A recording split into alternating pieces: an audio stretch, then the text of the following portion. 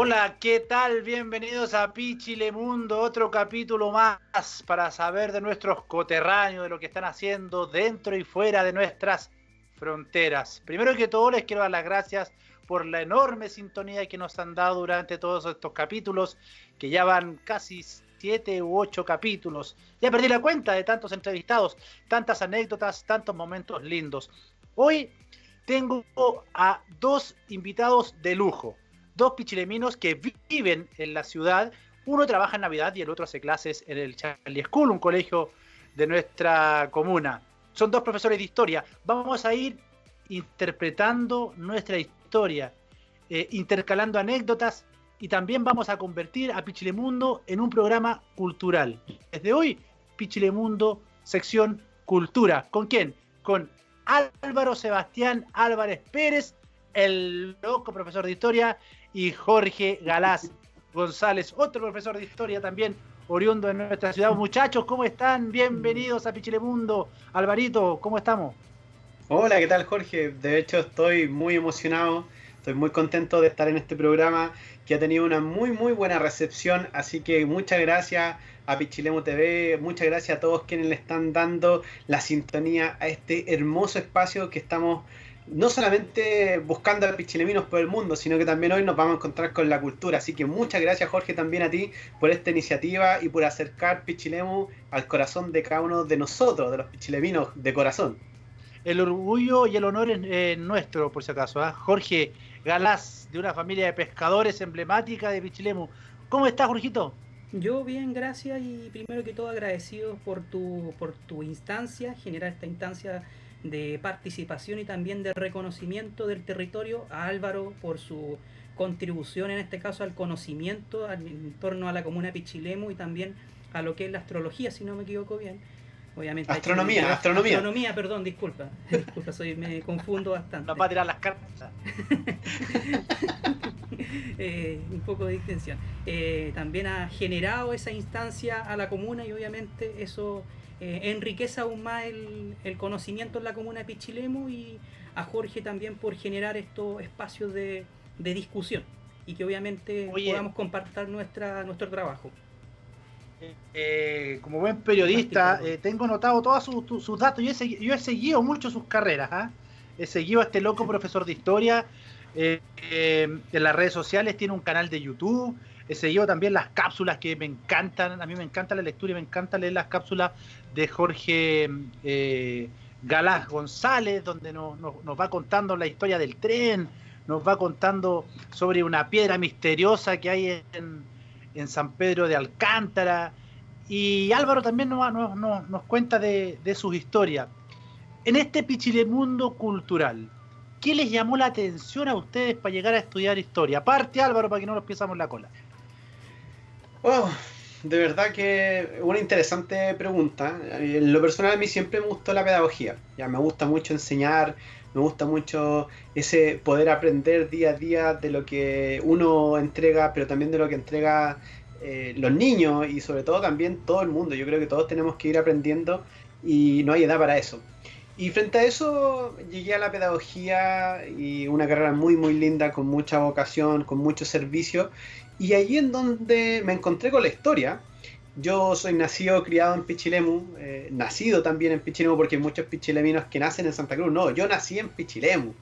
Y luego de eso me crié en Pueblo de Viuda, y siempre me llamó la atención esta cosa del nombre de este pueblo, que era Pueblo de Viuda, y que a todo el mundo le llamaba la atención, y para mí era como tan cotidiano, tan natural.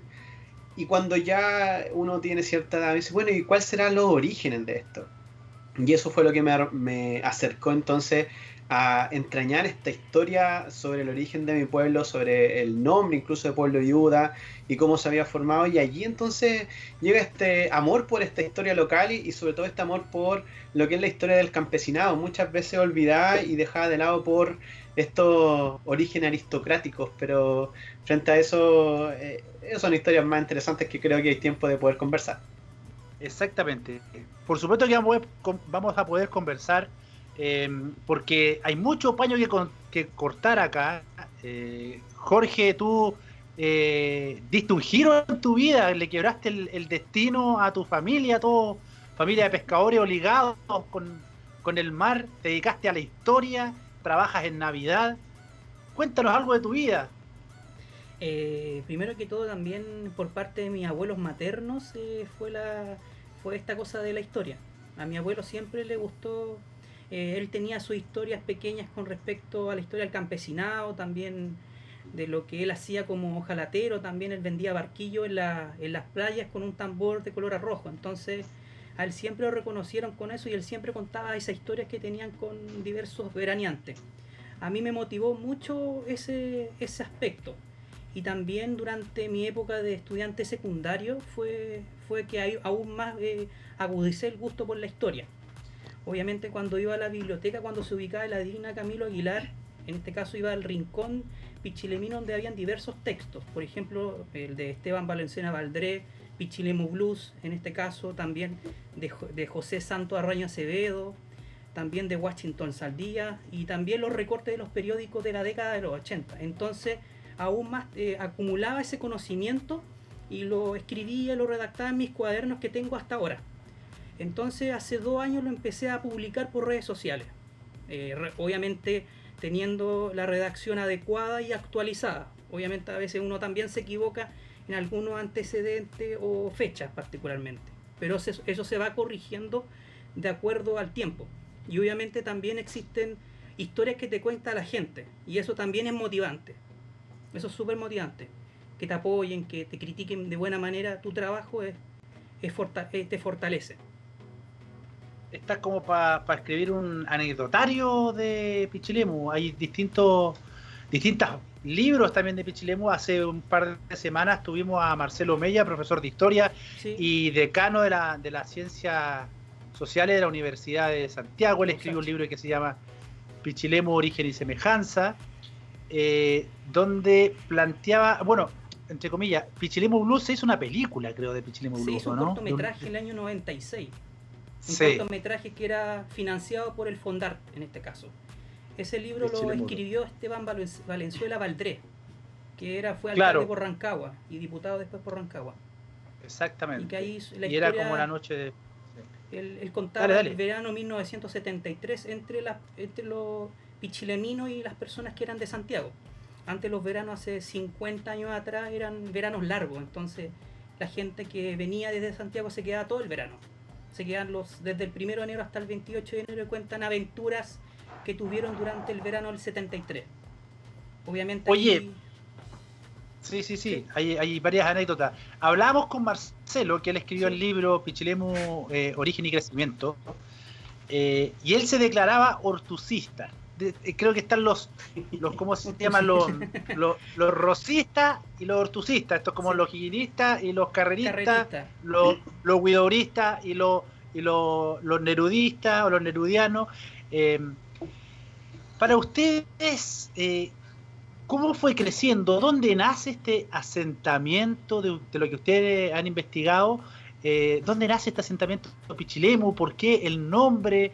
Vamos, metámonos adentro de nuestra historia para que la gente que nos está viendo sepa dónde está viviendo, lo que está pisando. Álvaro, ¿hortucista o rosista? Y al tiro difícil la cosa, al tiro difícil. Claro. Mira, yo voy a rescatar algo muy interesante primero de lo que es la experiencia de la biblioteca hasta el día de hoy. Yo lo mismo concuerdo con Jorge que éramos unos asiduos visitantes de la biblioteca y el rinconcito que había de Pichilemu era chiquitito. Hoy en día, de hecho, el rinconcito de Pichilemu ha ido creciendo y ya un poquito más grande. Y creo que es súper importante que para poder entender nuestra historia también visitemos estos rinconcitos. El libro Pichilemu Blue, de hecho, es uno de mis favoritos. No solamente porque sea la temática pichilemina, sino también es un libro que es exquisito al poder verlo. Así que también la recomendación a que todos aquellos que quieran acercarse a la historia puedan adentrarse por allí. Y en mi caso yo lo intenté. Y digo lo intenté porque estas mismas preguntas que tú me haces con respecto a los orígenes, las tuve en su momento y no llegué a una conclusión. Yo debo decirlo, o sea, es decir, entre pensar que Agustín Ros ya llega acá a finales del siglo XIX a Pichilemu, que Daniel Ortúzar también es el administrador y dueño del Fondo San Antonio de Petrel, que estaban estos dos sueños. Entonces yo como que sentía que había una parte inconclusa dentro de toda esta historia y este devenir histórico que había que explicarlo.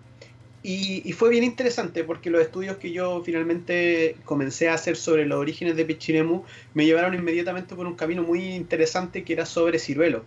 Pero frente a eso, después las condiciones que se dan, donde aparecen estos dos sueños, tanto el sueño de Agustín Ross de hacer un mega balneario que le hiciera el peso a Viña del Mar, como por ejemplo el sueño de Ortúzar, que es poder sacar sus productos desde la hacienda San Antonio de Petrel hasta las distintas otras zonas de Chile y del mundo a través del Océano Pacífico, con un puerto en Pichilemu. Vamos a ver que ninguno de los dos sueños se materializa, sino va a ser hasta más o menos mediados de la década del 20, estamos hablando ya siglo XX. Entonces es bien interesante porque finalmente cuando uno se hace esa pregunta, ¿qué es lo que persistió? ¿Somos una ciudad puerto o somos una ciudad balneario? Es decir, ¿somos una ciudad pensada por Ross o somos una ciudad pensada por Ortúzar? Y eso es bien interesante porque uno podría caer en ese juego de decir, pero mira, seguimos siendo un balneario tal como lo dijo Agustín Ross o como lo quiso Agustín Ross. Pero si uno ve la historia, vamos a ver que después de la muerte de Ross, su familia se olvida de este territorio. Entonces la pregunta es, bueno, ¿y qué le dio vida a este balneario? Y ahí yo respondo humildemente que fueron los campesinos que migraron desde el campo a este nuevo sector gracias a la llegada del tren. Mira, ¿concuerdas tú, Jorge, qué teoría tienes de este Pichilemu que se empieza a forjar por allá por mediados de 1800, siglo XIX? Yo concuerdo perfectamente con Álvaro, porque en este caso las familias de Pichilemu han construido un legado a través del comercio también. Eso hay que destacarlo. Agustín Ross en este caso y Daniel Ortúzar solamente son un hincapié para visualizar en este caso el territorio. En este caso Agustín Ross lo hace a través de lo que el balneario para la oligarquía santiaguina de fin del siglo XIX. Y en este caso Daniel Ortúzar lo que hace es fortalecer en este caso los productos que venían desde el Fondo San Antonio de Petrel. Y posteriormente, durante la década del 20, particularmente el año 1927, a través del tren, obviamente el Pichilemu tiene un auge ya sea económico y turístico, porque llegan más personas todavía. Y obviamente Oye, ¿ya? Sí, ¿por qué surge Pueblo de Viuda, nuestro loco profesor de historia? Que ¿es verdad que eran las viudas de los veteranos de la guerra del 79 o eran una viuda de una peste? ¿Qué pasa con ese nombre? ¿Cuándo surge? Mira, ¿Investigaste acerca de tu tierra, donde naciste, donde te criaste? Investigué y ¿Ya? una de las cosas que incluso siempre lo menciono, y si hay alguien que se dedique a la historia y que diga lo contrario, no creo que sea cierto.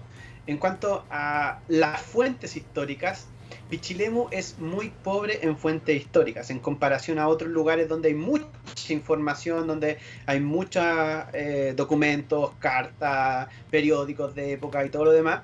Acá no hay nada. No hay nada. Entonces, gran parte de lo que se pudo recoger en esta interpretación histórica es parte dentro de lo que es la tradición oral y el relato oral.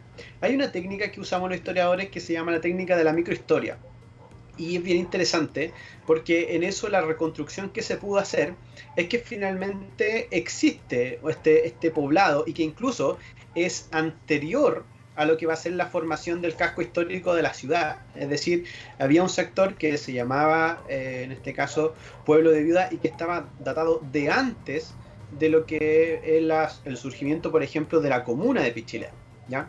En más, hay un dato bien interesante que a eso del año 1892 se pidió plata a la intendencia, que era lo que finalmente gobernaba esta zona, para construir la capilla de Pueblo de Viudas, ¿ya? Entonces, y ya en ese momento ya se llamaba de esa forma. Ahora, esto es bien interesante porque entonces si la guerra civil fue en el año 1891, ¿ya? Lo que uno entonces infiere, si ya para el año 1892 se pedía recursos para el sector de pueblos de viudas, finalmente entonces uno deduce que estábamos hablando de la Guerra del Pacífico. ¿Del 79? Correcto, que era la Guerra del 79.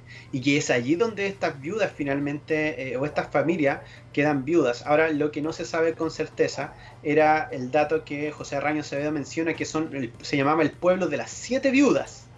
Ya, nosotros lo conocemos como el genérico, es decir, lo conocemos como el pueblo de viudas, pero antiguamente se le llamaba el pueblo de las 7 viudas, ¿bien? Y claramente que era simplemente un ápice de este camino que guiaba hasta el sector de Ciruelos, y que es una especie de bajada desde el sector periférico ya de lo que es el sector de Ciruelos, entendiendo que el polo en este caso urbano que tiene esta zona de la costa de Colchagua, era en este caso el pueblo de Ciruelos, ¿bien? Y entonces las familias que estaban acá en el sector de Pueblo Viuda son las familias Glizana y González, que provenían del sector de Ciruelos. Oye,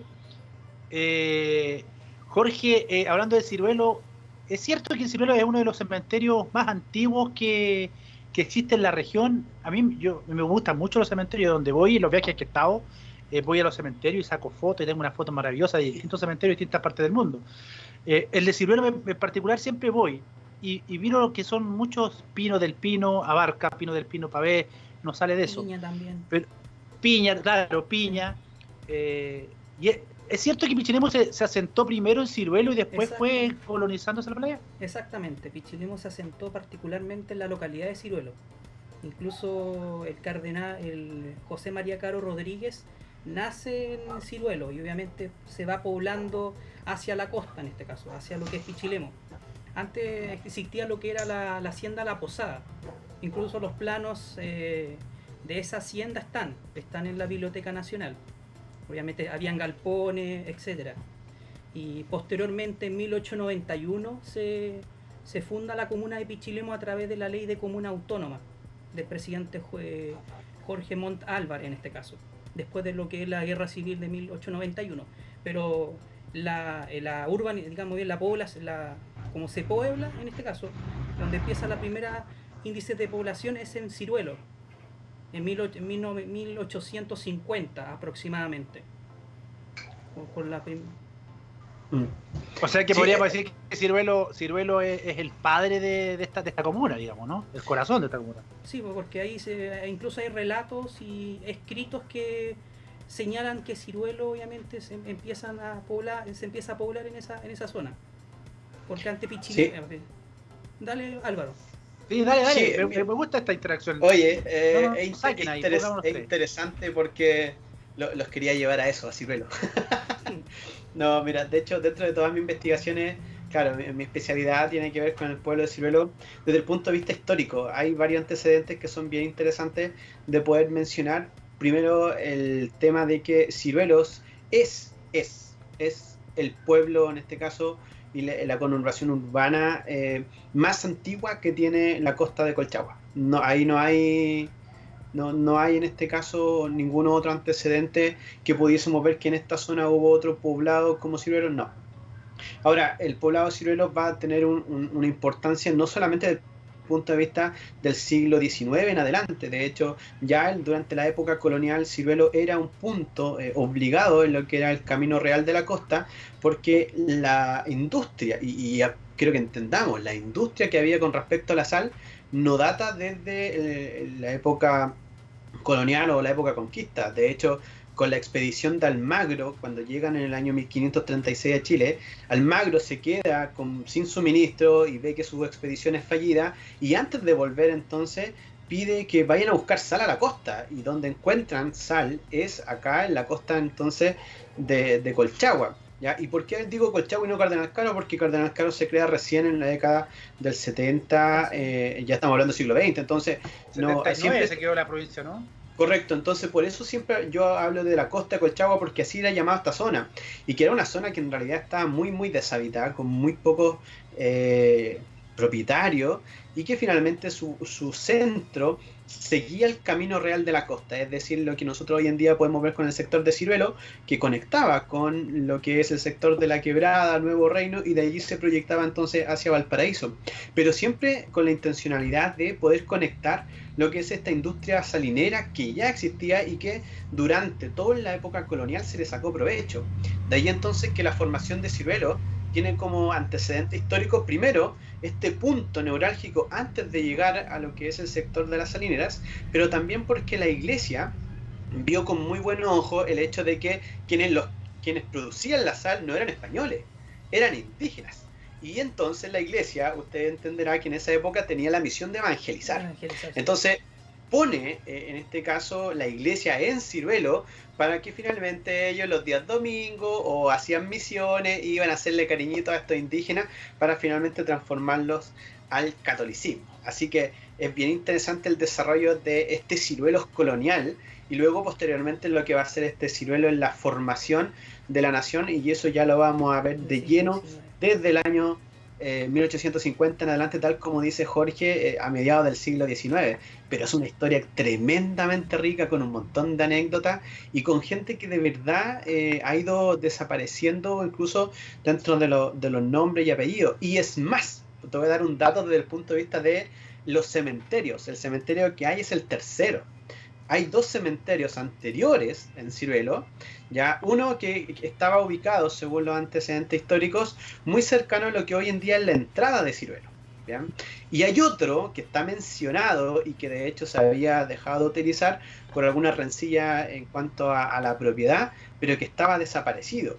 Y es más, el Ciruelo que nosotros conocemos hoy en día como ese pueblo de Calle Larga, en algún momento llegó a tener incluso casas que tenían hasta 3 pisos.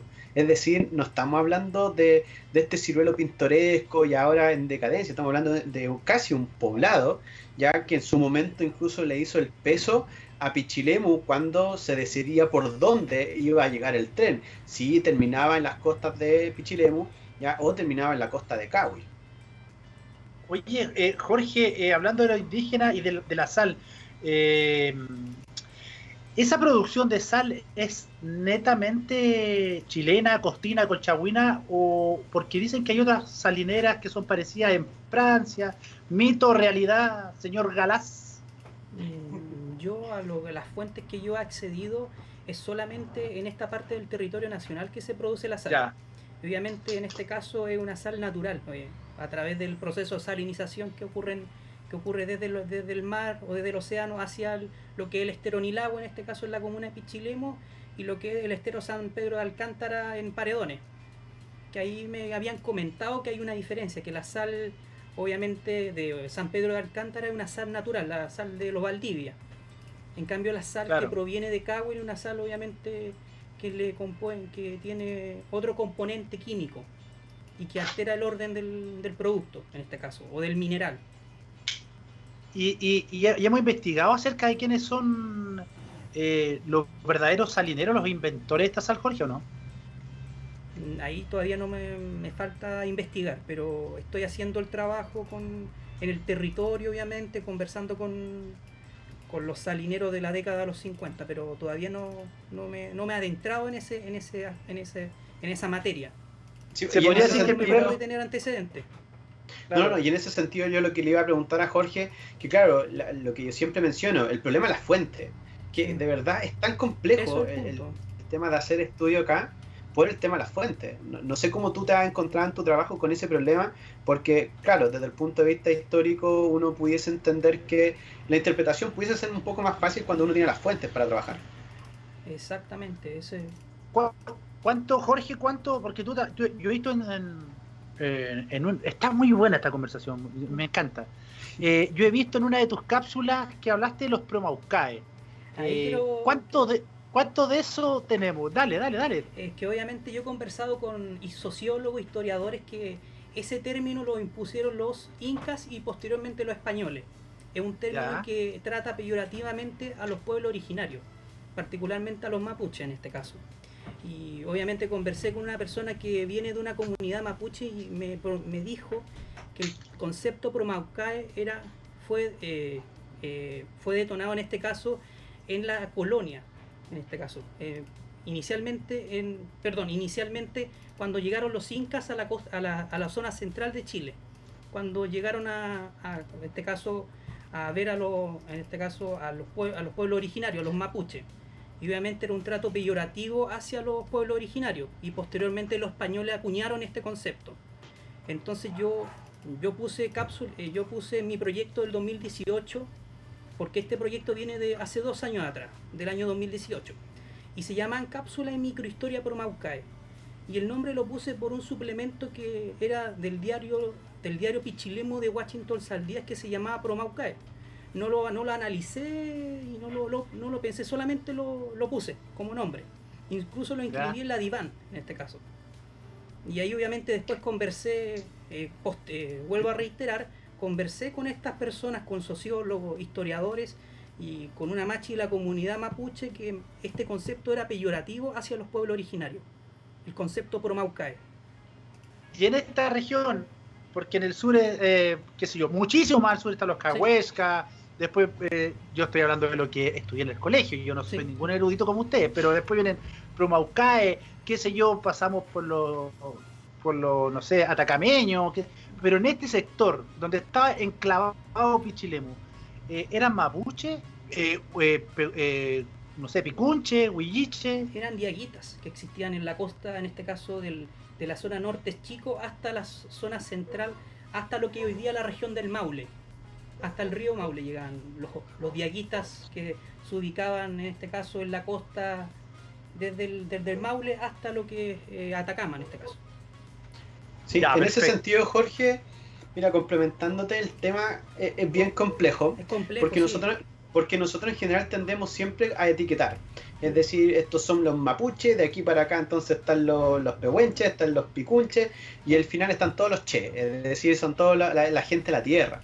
Sí. Ahora, en general para nosotros, desde nuestro ordenamiento territorial, para nosotros es bien fácil decir, no, ¿de dónde eres tú? No, yo soy de Pichilemu. Ah, ¿y tú de dónde eres? No, yo soy de O'Higgins, yo soy del Maule, Pero estamos hablando que con estos estados históricos o de desarrollo social que tienen estos claro, hablamos de este periodo, ellos no se entienden a sí mismos como, mira, yo me identifico como tal. Para ellos todavía no tienen esa concepción, sobre todo los pueblos que viven en esta zona, tienen mucha influencia, y para ellos simplemente, por todo lo que son los vestigios que nosotros hemos encontrado, vemos que están en un estadio que es bastante incipiente desde el punto de vista cultural. Me refiero entonces a que son bandas que son cazadoras recolectoras, ya que no tienen tampoco exacto una jerarquía, y por eso entonces estos grados de complejidad, cuando ya tenemos una sociedad un poco más compleja, podemos entonces asociarlos a, pero por esa misma razón en esta zona no vamos a encontrar como vestigio, y de allí entonces que tanto los incas o como los españoles a todos le llamaron Promaucae, es decir, como esta gente que vive de la costa nomás, pero no en este caso en el sentido de que ellos se hayan identificado, o que incluso los vestigios que nosotros podamos encontrar se identifiquen con alguna cultura en específico, es decir, encontrar a lo mejor un cementerio o un conchal, inmediatamente decir, no, mira, este es un jarro pato de la cultura diaguita acá en esta zona, porque no lo vamos a encontrar. ¿Cuál es la labor que ha hecho el profesor Carlos Leighton? También ha ayudado mucho en esto de recopilar parte de este puzzle histórico de Pichilemu, ¿no? Sí. Álvaro. Sí, mira, yo de verdad, uno siempre se saca el sombrero con la gente que ha estado aportando de siempre, y esto es bien interesante porque el profe Carlos, desde un amor propio que le tiene entonces a la historia, hizo un trabajo que es el trabajo que había que hacer con respecto a la recopilación de lo que son las fuentes orales. Y a partir de eso hizo un tremendo trabajo, bueno, se ve hoy en día en su museo, se ve en lo que él tiene y conoce de esta zona desde el punto de vista de la idiosincrasia mitológica, y que ese trabajo no se había dado. Muchas veces nosotros vemos trabajos de personas enfocados en Agustín Ross, en la obra aristocrática, pero el trabajo del profe Carlos Leighton tiene relación más bien con los orígenes más humanos y del punto de vista sociológico del campesinado. Y eso se había dejado de lado, y gracias a él, el legado que finalmente deja es eso, es finalmente tomar este pedazo de historia que nadie lo había tomado, y finalmente él lo transforma en esta cultura tan rica que tiene que ver con las tradiciones, con los mitos y leyendas de no solamente Pichilemu, sino que más bien de toda la costa de Colchagua.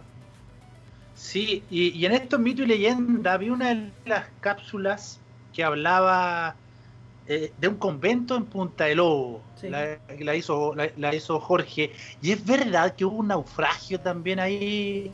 De hecho mostráis una foto de un parque. ¿Qué pasó con él? Cuéntanos un poquito de ese convento de los monjes mercenarios. Sí. De acuerdo a los antecedentes que pude recopilar, obviamente a través del diario de Washington al día, el periódico Pichilemu y blogs digitales en este caso, pude establecer que ese convento existió desde 1900, se construyó en 1904 y se culminó y se terminó en 1910 en este caso, en donde ahí estaban la Orden de la Merced, la Orden de la Merced hasta 1972. Posteriormente ellos dejan ese convento por situaciones políticas de ese periodo. Obviamente después se abandona esta infraestructura en este caso, que hoy día es un hotel boutique, que la compraron unos privados. Pero ahí estuvieron en ese caso en la primera mitad del siglo XX y parte de la segunda, la Orden de la Merced. Obviamente hay antecedentes, y con respecto a lo que me comentaba del naufragio en 1953, hay incluso fotografías que yo la publiqué en mis redes, en este caso. Incluso después, ¿Y qué barco fue? Es un barco japonés. Es un barco japonés en este caso, y obviamente estuvo en naufragio acá en las costas particularmente en Punta del Lobo, y ahí obviamente lo encontraron, y obviamente sacaron esa fotografía que la publicó anteriormente don Washington Saldías González, donde también hizo una reseña relacionada con ese hecho. Claro, ¿por qué llega tanto, a instalarse un convento a finales del siglo XVIII, cuando el camino a Pichilemu era una huella, supongo, no habían autos? Se viene a instalar acá un convento, y es más, en el sector El Llano también hubo un convento de monjas. No sé si ustedes saben, donde está enclavada la Hostería La Gloria. Sí. Ese terreno, al ladito había un convento, y yo lo alcancé a conocer, digamos, la fachada, nomás, porque después se demolió esa cuestión. Pero ¿por qué en esa época agarra la iglesia, enclava tan lejos de la arquidiócesis convento, ya sea de monja o de cura?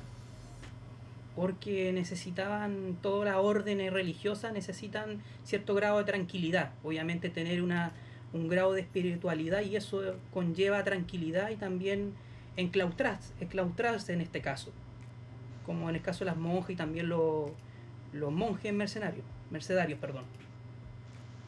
Y ahí hacían misas que venía gente de Bucalemu, de Cahuil, de todas partes. No sé. Decías tú que venía gente de Bucalemu a las misas de los mercenarios, ¿o no? No sé, en realidad no sé. Yo hice solamente esa reseña histórica enfocada en la casa. Y obviamente enfocada en la Orden de la Merced en este caso. Hablemos un poquito de Cahuil. Álvaro, ¿qué nos puedes contar de Cahuil? ¿El nombre Cahuil es originario de qué? ¿De un pájaro, es verdad? Viene del nombre de un gaviotín, de un gaviotín presente en este caso en Cahuil. No solamente en Cahuil, ya no creamos que es exclusivo de Cahuil, sino que es un gaviotín que vive en las costas de Chile, es muy popular y tiene un sonido bastante particular, y hasta el día de hoy lo podemos encontrar. Cahuil es bien interesante porque siempre ha sido un poblado de indios, ¿ya? Y su data es una data desde la época de la conquista. O sea, ya en la expedición del Magro, tal como decíamos, habían indicios de que estos indígenas que se encontraban ahí procesaban y sacaban sal. Ahora es bien interesante, tomando la pregunta anterior con respecto al tema de la sal, porque la técnica que se usa hasta el día de hoy es principalmente y muy similar a la técnica que se usaba en lo indígena. Ahora, en España también habían lugares donde se saca de manera artificial sal a través de lo que es las piscinas, pero acá se hacía de forma natural, es decir, lo que es la bajada de Cahuil finalmente se disecaba sola, ¿ya? Y no era necesario el tema de las piscinas, por eso que se daba entonces el tema de la sal. Posteriormente fue tomado ya con esta unión de la técnica española con la unión con la técnica entonces indígena, y finalmente se lleva a cabo todo este proceso de la sal de mar tal como nosotros lo conocemos hasta el día de hoy, y por eso es un valor patrimonial tremendo, porque no data de hace 100 años ni 200, o sea, estamos hablando desde la época de la conquista. Y ya entonces teníamos el pueblo de Cahuil, que incluso en algunos censos que se hicieron a comienzos del siglo XVII tenía aproximadamente entre 500 y 600 personas. O sea, hablamos de un pueblo propiamente tal. No estoy hablando de un caserío, ni tampoco de bandas nómadas, sino que eran pueblos que finalmente estaban allí, y que es más, gran parte de lo que se conoce desde la ruta de los incas, ya también va a ir señalizando hacia la costa, y ahí entonces tenemos esta famosa Piedra del Sol, que quizás Jorge también te puede dar más antecedentes sobre ello, pero data entonces de este poblado mucho, mucho antes incluso de lo que nosotros podríamos entender el resto del poblamiento de la costa Colchagua. A ver, Jorge, ¿qué es eso de la Piedra del Sol? Que en la localidad de San Pedro de Alcántara, comuna de Paredonia, hay una piedra misteriosa, en este caso, una piedra que tiene rasgo como un molusco. Como, obsérvenla bien, es una piedra que tiene es igual como un molusco, en este caso grande, porque tiene los bordes, todo eso, y obviamente está en un entorno bien rocoso, porque al lado, al frente de esta piedra hay como un barranco, en este caso lleno de rocas. También hay una como especie de río en ese sector, el que ha ido a San Pedro de Alcántara a ver esa Piedra del Sol, que es parte finaliza en lo que es el camino del Inca, que ese camino del Inca comienza en los Pucará, en el Tambo, en la comuna de San Vicente de Tahuatahua, en este caso. Después se va y llega hasta lo que es la localidad de La Boca y hace el recorrido por el camino de la Real de la Costa hasta llegar acá a San Pedro de Alcántara. ¿Y qué se supone que hacía? ¿Cuál era el fin de ese camino? Obviamente era conectar, en este caso, los diversos Pucará con otra aldea, en este caso. Era una conexión, en este caso, entre lo que era el Tambo, lo que es San Vicente, con lo que es la zona de Maule. Obviamente no estructurada en ese periodo, que estamos hablando en el aproximadamente siglo XVI, siglo XVII. Ya, perfecto. Oye, hablemos del tren. ¿Por qué se demoró tanto en llegar el tren a Pichilemu? Cerca de 10 años más o menos. Es una gran... Hoy que está en boga, el tema del tren, y somos un país ideal para tren. Exactamente. Jorge, tú investigaste también acerca de eso. Primero que todo, el tren no se demora 10 años. El tren es un proceso de construcción, digámoslo bien, que comienza en 1870. Obviamente, construyendo lo que es el ramal San Fernando-Pichilemu, por tramo en este caso, y finalmente el tramo desde lo que finaliza en Pichilemu llega recién en 1927, o sea, se demoró aproximadamente 57 años en llegar el tren mucho a Pichilemu. Más. Sí, porque obviamente fue una construcción bien ardua, porque igual se construyó el túnel El Árbol, que es fue el túnel más largo de América del Sur. Ese túnel se demoró aproximadamente entre 4 o 5 años. Obviamente la obra de ingeniería que hizo don José Pedro Alessandri Palma, que es hermano del expresidente Arturo Alessandri Palma, que fue el arquitecto que construyó ese túnel, en este caso. Perfecto. Es una historia bien ardua, hay muchos antecedentes. Obviamente hay un libro que escribió de un historiador de San Fernando que se llama José Torrealba, que él escribe la historia del ramal San Fernando Pichilemu, obviamente con las estaciones que existieron desde San Fernando a Pichilemu, también los monumentos nacionales que existen, que son 4 que conlleva este caso este ramal. En este caso la estación de Placilla, la ex estación de ferrocarriles de Colchagua, lo que es el túnel, en este caso el túnel El Árbol, y por último lo que es la ex estación de ferrocarriles de Pichilemu. Hay 4 monumentos nacionales dentro de este ramal. Y también, Oye, obviamente, ¿sí? sí, Dale. para que la gente se haga una idea y los niños, que muchos no deben creer, más allá de ver la estación, Sí. que aprovechamos de mandarle un saludo a Mónica Cornejo, que mantiene viva los recuerdos de Pichilemu también. ¿Cuál era la ruta del tren? Si alguien de ustedes dos la puede describir desde San Fernando acá, ¿por dónde entraba el tren? ¿Cómo lo hacía, digamos? El tren en este caso comenzaba desde San Fernando y continuaba en este caso, llegaba a los Manantiales, Placilla, luego a Cunaco, Nancagua, Cunaco, Colchagua, que es la parte donde estaba la fábrica de arroz Tucapel, que hoy día hay una Perfecto. empresa gigante, obviamente, y obviamente está ¿cómo se llama?, derrumbado ese sector. Está la casa así, obviamente deteriorada. Luego llegaba a Peralillo, de Peralillo Población, Marchihue, ahí después llegaba a Halcones, Halcones. luego se pasaba por la estación no me acuerdo bien, del Lingue. El Lingue. Pero ahí se internaba, digamos. Y ahí se mete a la cordillera de la costa. A la cordillera de la costa, sí, a lo que el túnel El Árbol. Sí, mira, es bien interesante el tema de la construcción, Jorge, del ramal, sí, por varias condicionantes. Sobre todo, por ejemplo, hay una condicionante que es muy importante, que tiene que ver con la condicionante política. Exacto. Usted entenderá que acá en Chile, y eso para que entendamos un poco cómo funciona la historia, en Chile hay 2 tipos de decisiones que uno podría tomar: la decisión técnica económica y la decisión política. Exacto.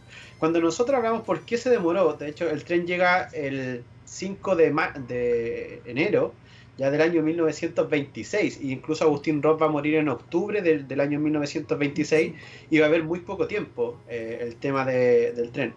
Y va a ser bien interesante, ya, porque el tren siempre se pensó que iba a llegar hasta lo que es el sector de Santa Cruz, ¿okay? Hasta el sector ahí de Colchagua. Eso era, no era más. ¿Ya? Luego se vio la factibilidad de decir, oye, pero mira, sigue todo esto planito, es decir, sigue a través del valle y podemos llegar hasta Halcones, ¿ya? Y en Halcones se puede conectar todo lo que va a ser el sector entonces de la cordillera de la costa y los fundos que habían acá. Esto es bien interesante porque hasta ese momento, y esto aquí enlazo la política, hasta ese momento nadie de la gente que vivía, o de ningún latifundista que vivía en el sector de la cordillera de la costa de Colchagua, participaba en política. Nadie. Entonces, cuando ya vieron que el tren venía hacia acá, es cuando el Fundo San Antonio de Petrel comienza a participar en política.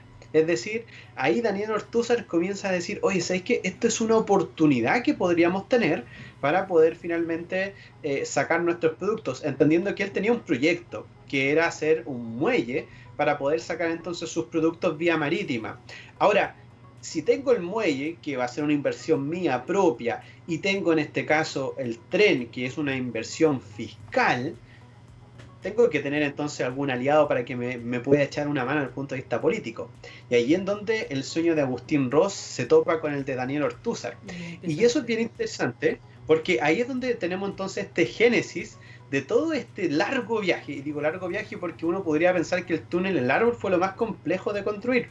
Y la verdad es que el túnel El Árbol se demoró un par de años nomás. Entonces, no fue el túnel El Árbol lo que demoró o estuvo estancado a Pichilemu casi 26 años sin llegar el tren, sino que fueron más bien disposiciones políticas, que es más, incluso la última parte, cuando ya el tren incluso había llegado al sector del Fundo San Antonio de Petrel, todo ese sector que era la bajada de la cordillera de la costa, donde los territorios o los terrenos no eran del Fundo San Antonio, sino que eran de otros particulares, no querían dejar pasar.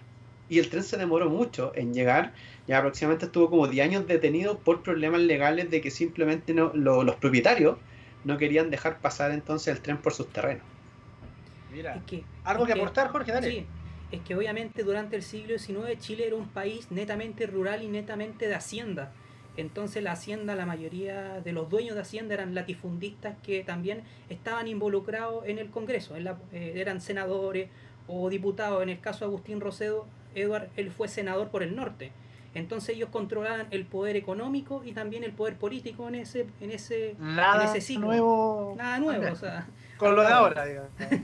Sí, y sin entender, y sin olvidar que también Agustín Ross, oye, si son cosas tan sabrosas. Sabroso, sí. Dale. Oye, Nos metimos de lleno a la farándula pichilemina. no, olvídate, sí, de hecho Ya. esto es bien interesante porque Agustín Ross incluso hay que recordar que tiene una hermana que se llama Rosa, Juana. ya, Ah, perdón, Juana Rosa, Juana. ya, la Juanita, y ella está casada con el hombre más rico de Chile de esa época. El hombre que veía el progreso a través del tema económico, y Agustín Ross en su momento siempre estuvo trabajando con él a la sombra. Entonces fue bien interesante ese momento cuando él conoce a Daniel Ortúzar y le ofrece una posibilidad de negocio, entonces, para poder hacer en esta zona, y bueno, sin tomar en consideración que eran simplemente intereses particulares, personales. Aquí no hay un tema de pensar cómo hoy en día se hacen los proyectos, que la decisión política es a cuánta gente finalmente va a beneficiar. No, estamos hablando de económicamente a quién beneficiaba la llegada del tren a la costa de Pichilemu. La verdad es que en cuanto a población, muy poco, era muy poca la población que había acá, era muy reducida. Entonces, la gran pregunta, ¿a quién beneficiaba? Claramente que a Daniel Ortúzar y Agustín Ross. Y allí es donde incluso Daniel Ortúzar se transforma en diputado por la zona. Es decir, porque en su momento él nunca tuvo interés de participar en política hasta cuando vio que si no participaba en política, finalmente esta zona no tenía el desarrollo que quería para su propio beneficio. No, aquí no hay que ser tan romántico de decir, no, Gracias esto a es ellos. porque en realidad había un sueño y cosas. No es así. Eran intereses obviamente económicos por parte de estas dos personas que venían de la oligarquía, y también conllevaba esos intereses políticos. Posteriormente, cuando Daniel Ortúzar llega a ser diputado por el Partido Liberal, si no me equivoco bien. Incluso en ese Oye, periodo, sí, dale. Sí. incluso en ese momento existía lo que era el periodo parlamentario, en donde los parlamentarios tenían el poder político en el país. O sea, mandaban más que el presidente. Y los diputados y senadores eran latifundistas. Si Chile era un país de latifundio. Incluso hasta 1967. Ahí existió el fenómeno de la hacienda. Existió hasta muy Sí. actualmente. Mira, lo interesante que se daba en esta época y que es súper rica recoger este tipo de historia es porque hasta antes de la llegada del tren, hasta antes que los latifundistas de esta zona se metieran en política, esta zona era una zona muy rica desde el punto de vista de la participación de los campesinos.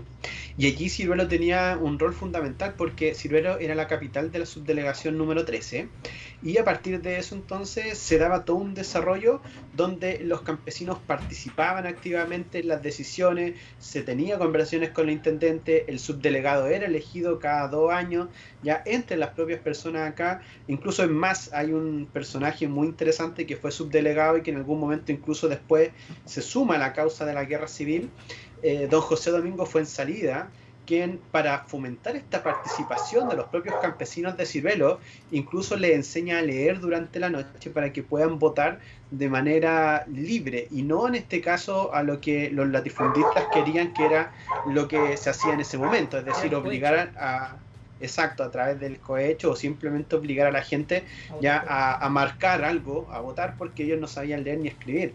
Entonces, Ciruelo se formó como una república pequeña independiente, ya gracias a que como ninguno de los latifundistas que estaban a su alrededor le interesaba desde el punto de vista político, porque finalmente no veían beneficio en ello, ya Ciruelo pudo hacer muchas cosas desde el punto de vista de lo que es la participación ciudadana. Eso claramente hasta la guerra del año 1891. Pero ese desarrollo político, económico, fue de la mano claramente con estos intereses económicos. Y también entonces explican por qué la tardanza en este caso del tren. Y lo más interesante es que después de la llegada del tren, o sea, se escribe otra historia. Oye, muchachos, ¿qué rol cumplió, si es que cumplió alguno, Pichilemu en la guerra civil de 1891, en la caída de Balmaceda y todo eso? Fue también importante como, digámoslo bien, un foco de conflicto. Obviamente por el muelle, en este caso el muelle menor de Pichilemu, en donde el sacerdote que destruyó ese muelle en 1891 era balmacedista, no me acuerdo el nombre específicamente, Álvaro debe saberlo. Sí. A ver, para. Mira. Me perdí de algo, me perdí de algo. Sí. Sí. Hubo un muelle que... Voy a corregirte ese dato, sí. Ya, pero un yo no lo momento. manejo bien, así que por eso... Ya, aquí me voy a poner cómodo. Hubo un muelle, Sí, no sé dónde, para la guerra civil del 91, que fue quemado. ¿O Sí. no? Cuenta, a ver, Sí, mira. metámonos en esa historia. Oh, esta historia es sumamente rica porque nace con este sueño de Ortúzar. Yo siempre hablo de los sueños, ¿ya? Y este sueño de Ortúzar de querer sacar sus productos vía marítima. Y él, con su dinero, con su peculio, es decir, con su platita, se hace un muelle. Y no un muelle en este caso pequeño, un muelle de hecho de muy buena calidad, con muy buena madera. Y ese muelle está ubicado en el sector donde hoy en día nosotros ubicamos el sector de los caballos en la playa principal, ¿ya? Y de ahí entonces había un muelle, que es la calle Ortúzar, claro, que en este caso Ortúzar ahí con la costanera.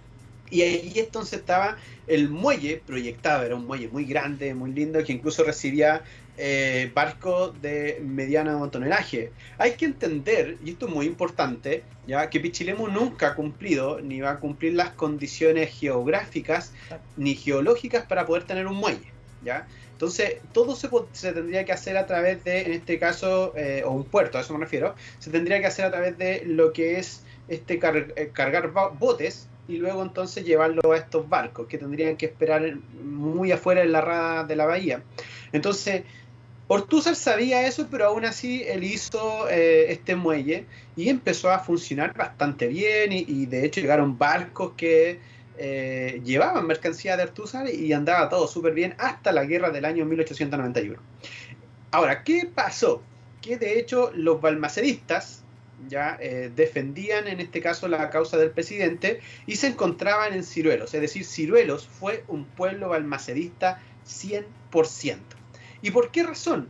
Porque Balmaceda defendía en este caso esta libertad, y sobre todo había un auge desde el punto de vista de las obras públicas, desde el punto de vista de la participación ciudadana, y que contrasta mucho con lo que decían los congresistas de él, que era este tirano, este dictador. Bueno, la gente de Ciruelos no lo veía así, al contrario, o sea, desde lo que era la llegada del registro civil, el cómo finalmente había progresado el pueblo, Ciruelos estaba bastante contento.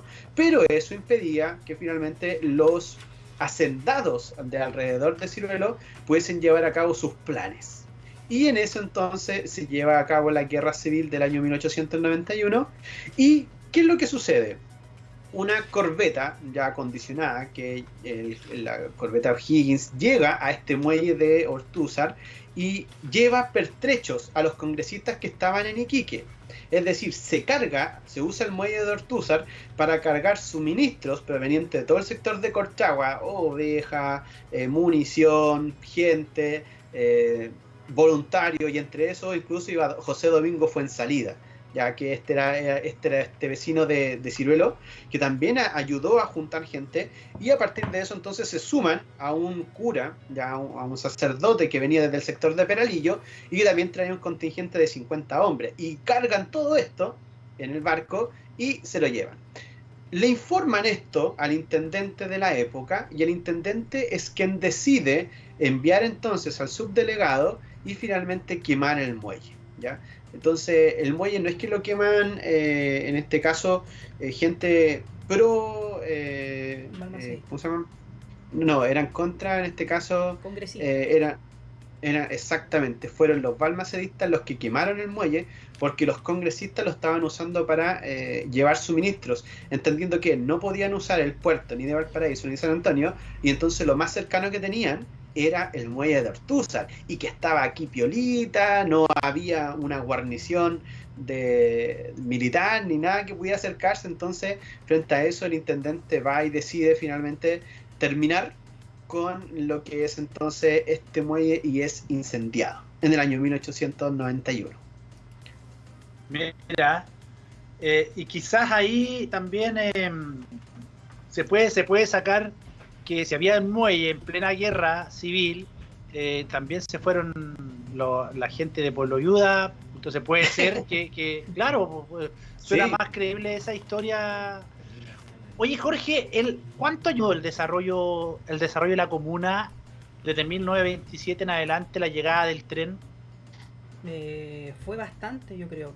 Obviamente también el tren se caracterizó por establecer un tejido social estrecho en este caso. Obviamente hay libros y canciones que relatan en este caso el trayecto del ramal, porque antes Chile en este caso durante los primeros 70, 80 años la red de conexión central era, y también las conexiones hacia las localidades rurales, eran en este caso los ramales. Entonces, una de las características que tenían los ramales era establecer un tejido social entre las personas que viajaban constantemente. También era como transporte de carga de productos, ya sean productos ganaderos, también agrícolas, y eso se caracterizó hasta aproximadamente mediados de los 80.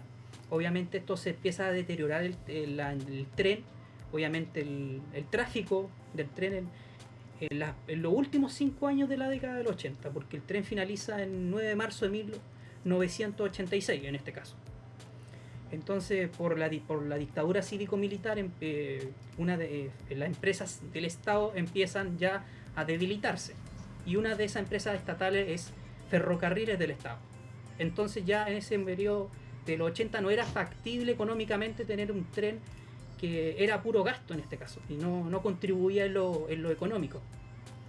Pero dentro en este caso de 1926 hasta 1986 y el 93 como transporte de carga hasta el Lingue, el tren contribuyó a un tejido social importante y también a una contribución económica esencial en lo que conlleva ganadería, en lo que conlleva agricultura y también en productos que venían desde Santiago. Oye, de verdad está entretenidísima la conversación. Vamos a seguir repitiendo este Pichilemundo cultural, quizá un poquito más acotado para darle espacio a los otros invitados, pero no dejarlo de lado. Ya, vamos a ver cuánto tenemos de tiempo. Yo tengo para estar todo el día, si quiero. Hablemos un poquito ya más adentrado a la década del 50, del 60, de las figuras del doctor Díaz Lira, creo, o de Evaristo Merino.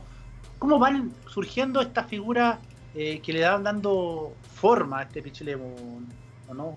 ¿Cuáles son, a su juicio, los principales arquitectos de este Pichilemu, que hoy día está bastante más disperso? Mira, es interesante ver en la historia de Pichilemu desde el punto de vista de los personajes, ¿ya?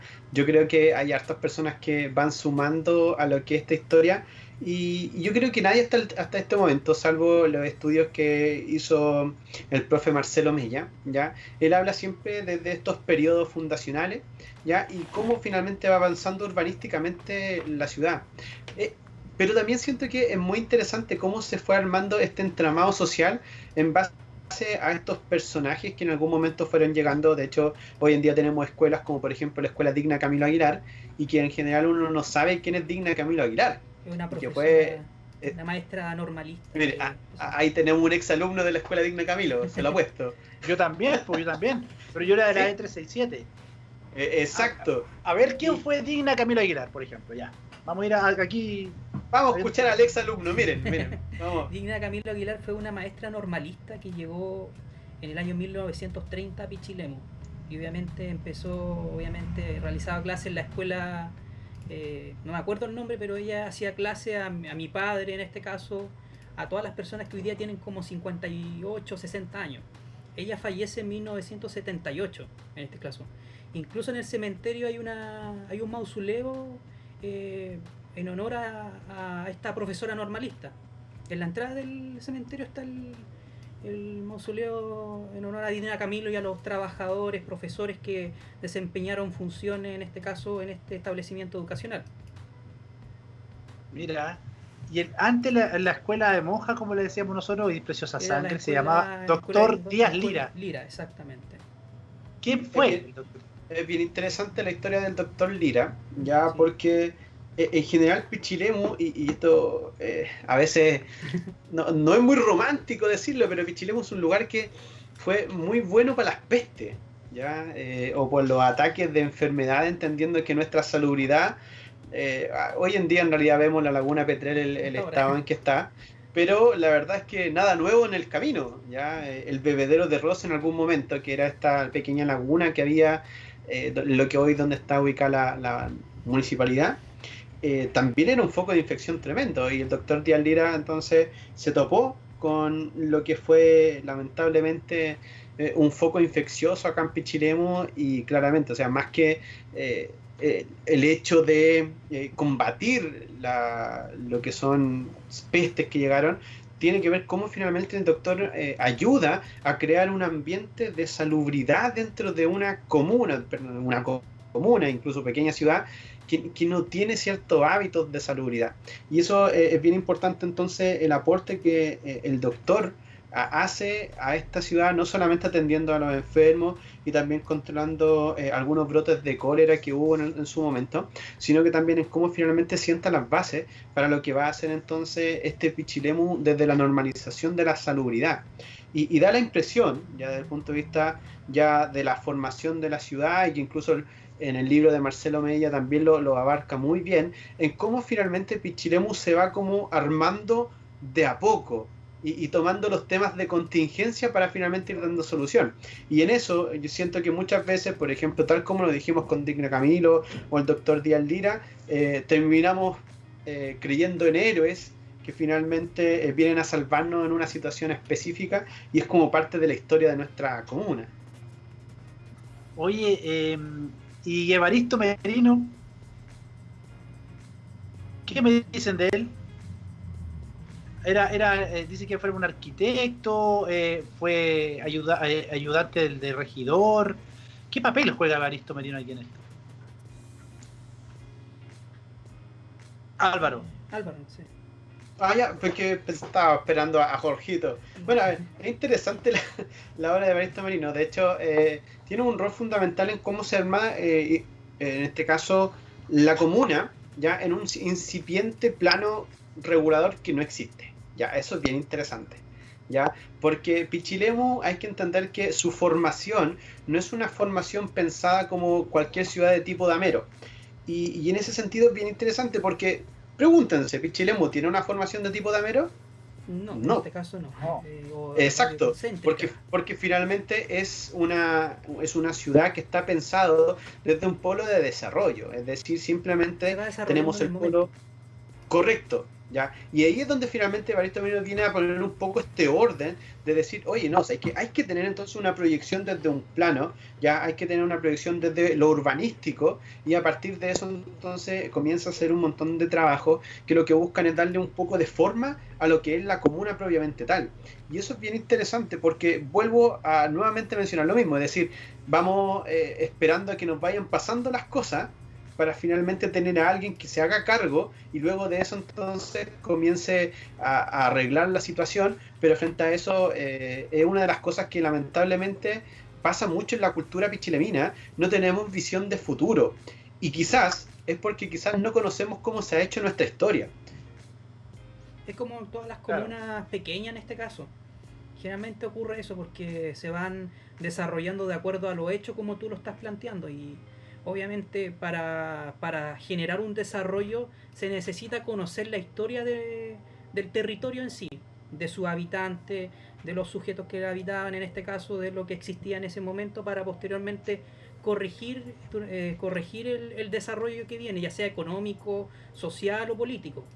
Entonces por eso a veces existen ciertas equivocaciones dentro de los planos de estructuración o de planificación urbanística, ya sean en comunas pequeñas o ciudades medianas en este caso.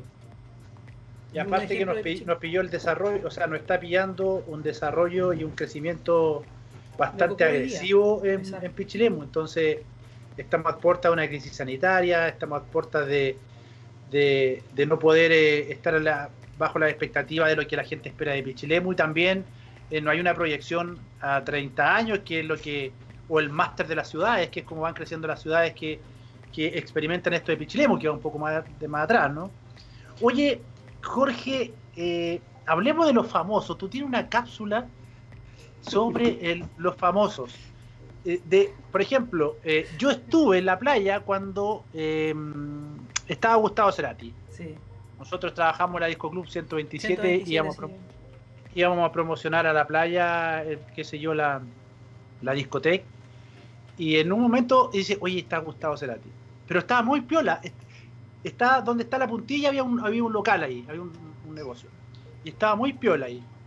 Y el locutor de ese momento se le ocurre decir, oye, saludamos a Gustavo Cerati, que hora cagar. Y toda la gente se fue donde estaba Gustavo Cerati, y Gustavo Cerati finalmente se fue. Yo doy fe de que efectivamente estaba Gustavo Cerati.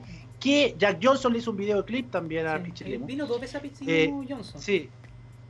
Pero Mick Jagger, que... eso es una inventa. ¿Será verdad o no? Eddie Vedder. Él sí vino. El vocalista de Pearl Jam estuvo acá en Pichilemu. Lo leí como se llama en un reportaje que hizo Freddy Stock. Él comentó en un momento que el vocalista de Pearl Jam estuvo acá en la comuna de Pichilemu una noche para disfrutar o relajarse y después se fue en este caso. Fue como un comentario más que nada. ¿Y eso de Mick Jagger, vocalista de los Rolling Stones? Es que yo tengo una beta imaginaria en este caso. A mí también, adicionalmente de la reseña histórica que me encanta escribir y obviamente investigar y recopilar, también me gustan los cuentos en este caso. Me gusta escribir cuentos, ya sean desde la lógica del realismo mágico, también desde la lógica de la poesía lárica de Jorge Tellier. Me encanta bastante. Esa es otra beta que yo tengo y que estoy desarrollando en estos momentos, y por eso puse ese título de esa reseña, que tuve también muchos problemas con eso. ¿Por qué? Es que yo publiqué, obviamente, entre los famosos que personas conocidas a nivel mundial que habían estado en el territorio, en este caso desde la costa desde Colchagua a la costa, estuvo Fidel Castro en 1971 en Palmilla. Entonces tuve muchos problemas con esa foto porque me catalogaron que era comunista y todo el rollo de las señoras que me escribieron por redes sociales solamente poner una foto de Fidel Castro. Oye, pero ¿qué pasó, compañero? Dijo. Claro, oye, ¿es verdad que a Fidel Castro como que le impidieron el paso? En Santa Cruz sí le impidieron el paso. En Santa Cruz un grupo de personas no lo dejaron entrar. Tengo obviamente un amigo que es profesor de historia y de Santa Cruz. Me dijo que su abuelo había ido con un grupo de personas a impedirle el paso a Fidel Castro para que no entrara a Santa Cruz. Y era como la visita a la suegra, Fidel Castro. Llegó como por 3 días y estuvo como 6 meses, 3 meses. Un mes. Sí. Claro, dentro de esos famosos te fuiste buscando, sí. Y hay surfistas destacados, bueno, por cosas obvias, deportistas destacados. Yo escribí una vez vi a Cecilia Boloco en la Hostería de la Gloria. Sí. Dale. Yo escribí una reseña histórica enfocada en los surfistas. Es que mi trabajo obviamente va desde 1950 hacia adelante, y por eso a veces me dificulta tener antecedente histórico de los primeros 50 años del siglo XX de la comuna de Pichilemu. Sé, pero más que no sabéis nada, weón. Sé, pero de manera muy, muy general. Pero sí me gusta lo que en este caso la microhistoria enfocada en las personas, también en lo que es el deporte. Me gusta mucho la historia deportiva de Pichilemu, que es espectacular, que tiene muchos detalles, muchas anécdotas que son importantes en la construcción del fútbol en Pichilemu. Eso a ver, cuéntanos. Pero no, a ver, mira, que ya estamos llegando al tiempo, sí. Pero podemos hacer el próximo capítulo de Pichilemundo Cultural. Lo vamos a hacer previo a los invitados que tengamos.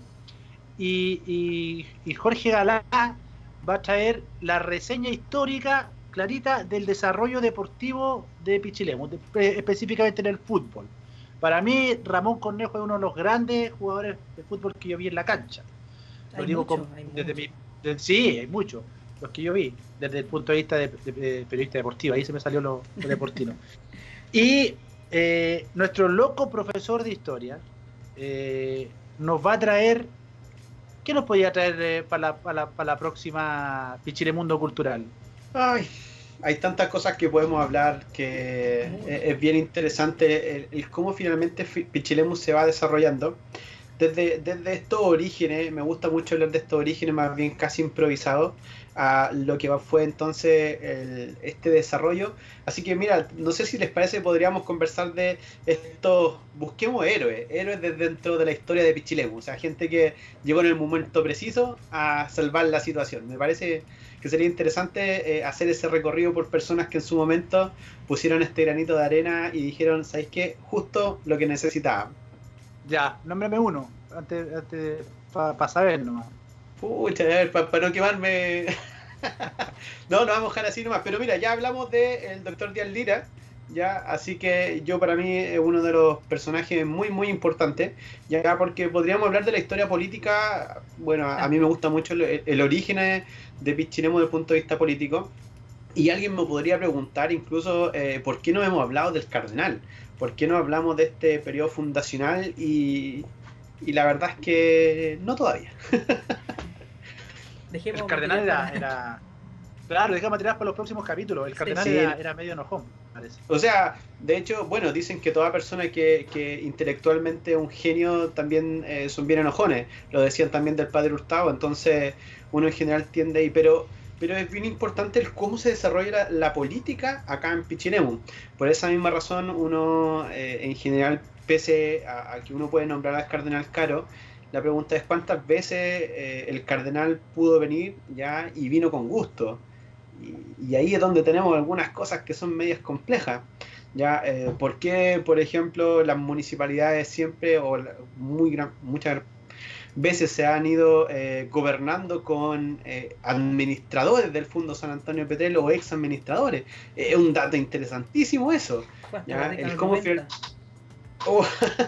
Entonces hay muchas cosas que finalmente uno puede ir hablando de esta historia de Pichilemu, pero también yo recojo mucho lo que dice Jorge respecto a cómo se ha ido creando este anecdotario de Pichilemu, ¿ya? Porque una cosa es la historia dura, que uno desde lo que son los análisis de fuentes son interesantes para ir reconstruyendo un poco nuestra realidad, pero desde el anecdotario, esta cosa tan rica como las cápsulas que ha hecho Jorge frente, por ejemplo, a estos famosos que llegan a Pichilemu, que desde la rigurosidad histórica alguien podría decirle, bueno, pero ¿a quién le interesa?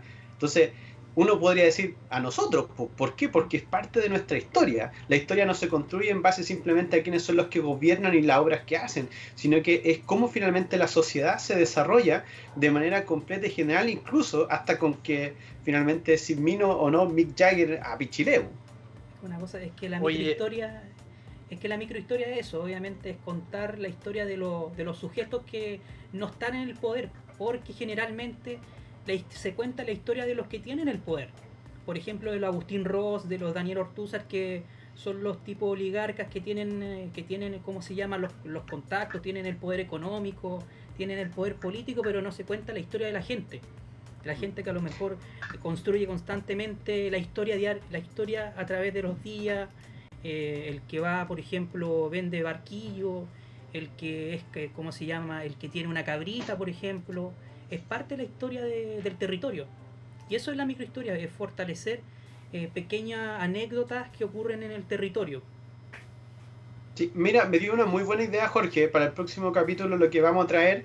Yo les voy a traer anecdotarios antes de Pichilemu. Tengo mucha gente, muchas anécdotas de lo que sucedió en Ciruelos antes de la formación de Pichilemu. Oye, historia muy, muy sabrosa de esta cosa de la microhistoria, porque finalmente habla de cómo se comporta el ser humano en esta microsociedad y no lejos de esta gran historia de los presidentes, su obra y gobierno. Así que yo creo que eso va a ser un muy buen dato para comenzar a calentar motores sobre lo que fue nuestra historia antes de Pichilemu, porque creo que para poder entender lo que somos hoy hay que entender muy bien lo que fuimos en algún momento.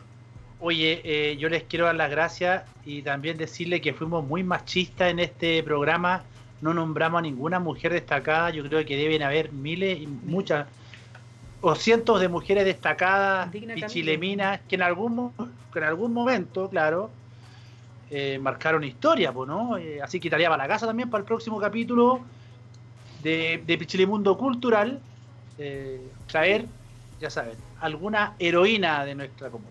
Hay varias. Sí, Vamos a traer gente. Vamos a traer. Sí, de verdad que sí. Perfecto.